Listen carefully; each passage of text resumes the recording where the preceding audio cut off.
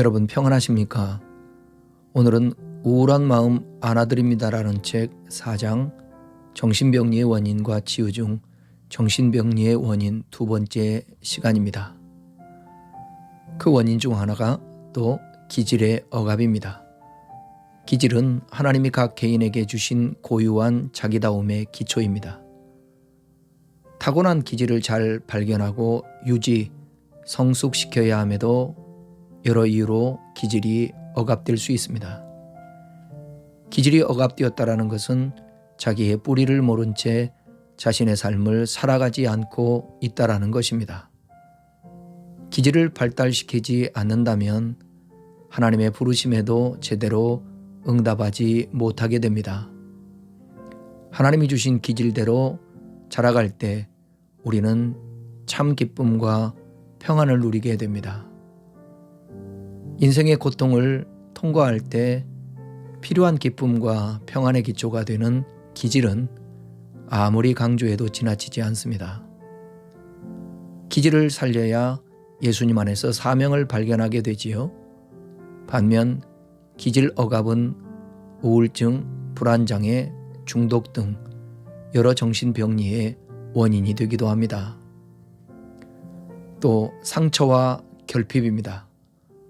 상처와 결핍도 우리 인생의 기쁨과 평안을 앗아가는 큰 이유가 됩니다. 여기서 말하는 상처와 결핍은 나의 인격적 기쁨으로 감당할 수 없는 정도의 큰 충격을 말합니다. 5세 아이가 뺨을 맞는 것과 성인이 뺨을 맞는 것은 충격의 정도가 다를 수 있겠습니다. 5세 아이는 뺨을 맞고 난 충격을 소화하기가 성인보다 어렵습니다. 그 이유는 그 충격을 다룰 내적, 정서적, 인지적 힘이 부족해서입니다. 사실 적절한 상처와 결핍은 인생에서 꼭 필요합니다. 고통도 사람이 성숙되기 위해서는 필수적입니다. 어려움은 있어야 하며 그 어려움으로 인해서 때로 혼란스러워야 합니다. 그래야 더 큰 기쁨과 평안으로 갈 수 있습니다.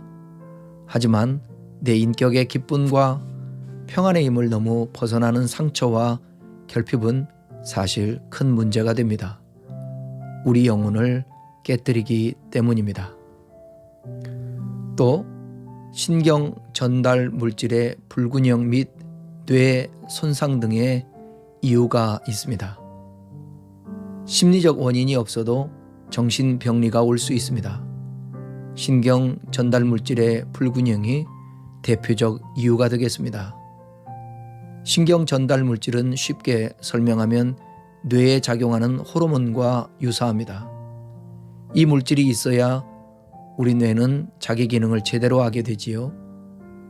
여러 이유로 신경 전달 물질에 문제가 생기면 우울증이나 조현병 등의 정신질환이 발생될 수 있습니다.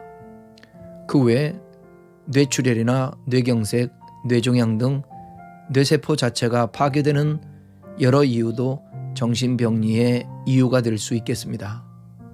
특히 조현병이나 양극성 정동장애 등의 질환은 심리적 원인보다 신경 전달 물질의 불균형 혹은 뇌의 문제로 발생되는 질환으로 생각됩니다. 다음은 영적인 측면입니다. 앞서 5가지 이유 외에도 정신병리를 발생시킬 수 있는 요소들은 존재합니다. 여기서는 영적인 측면을 잠시 살펴보려고 합니다. 엄밀히 따져볼 때 정신병리는 우리 무의식의 죄의 결과일 수도 있다라는 말씀을 드리고 싶습니다. 죄와 정신병리를 연결하는 것은 매우 조심스럽습니다. 어떻게 표현해도 독자들이 오해하기 쉬운 주제 같습니다. 여기서 다루고 싶은 것은 지금까지 살펴본 5가지 이유로 인해서 우리의 무의식에 내가 믿는 거짓말이 만들어질 수 있다는 점입니다. 즉 여러 정신병리의 원인들로 인해서 하나님의 진리가 아닌 사단의 거짓말을 믿고 살아갈 수 있다는 것입니다. 만약 그렇다면 우리의 중심에서 진리를 믿지 않고 거짓을 믿는 상태가 되므로 그것은 죄가 된다고 말할 수 있겠습니다. 엄밀히 말해 죄는 행위라기보다는 행위 이전의 동기부터가 전부 다 죄일 수 있습니다. 예수님이 마음에 음욕을 품는 것 자체도 죄라고 하셨지요. 예수님은 간음한 것뿐만 아니라 마음속에 죄의 동기를 품는 것 자체를 죄라고 하십니다. 하나님께서 선악과를 금하셨을 때 금한 열매는 악과가 아니라 선악과입니다.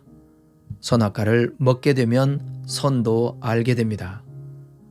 선을 아는 것도 하나님의 생명으로부터 시작된 것이 아니면 죄라는 의미가 될 수 있지요. 아무리 선한 열매를 맺어도 하나님으로부터 오지 않는 동기와 생각으로부터의 행위는 죄입니다. 우리의 무의식적 동기가 하나님의 말씀으로부터 시작되어야 진정한 생명나무의 열매를 맺게 되는 것입니다. 그래서 앞서 언급한 취소가 아닌 회개가 중요하며 우리 내면의 무의식적 동기부터 살펴보는 것이 진정한 회복으로 가는 길인 것이지요. 예를 들어 보겠습니다. 김 집사님은 어릴 때부터 학대받고 자랐습니다. 맞고 지내다 보니 이런 생각이 들었습니다.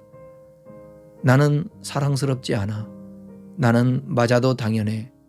나는 늘 잘못하는 아이야. 이런 생각은 부모로부터 자주 학대를 당하다 보니 누가 가르쳐주지 않아도 스스로 깨닫게 된 것입니다. 20년간의 학대를 통해서 이런 생각이 자신의 무의식적 신념 체계에 녹아서 그 생각을 믿고 살아가게 된 것이지요. 이처럼 부정적 자기 믿음은 성경적으로 합당한 생각인가요? 아니면 하나님의 관점과는 무관한 거짓인가요? 자기의 경험 속에서 맞다라는 생각을 할 수 있지만 자신의 학대 경험이 성경적 내용을 뒤집을 수는 없겠습니다.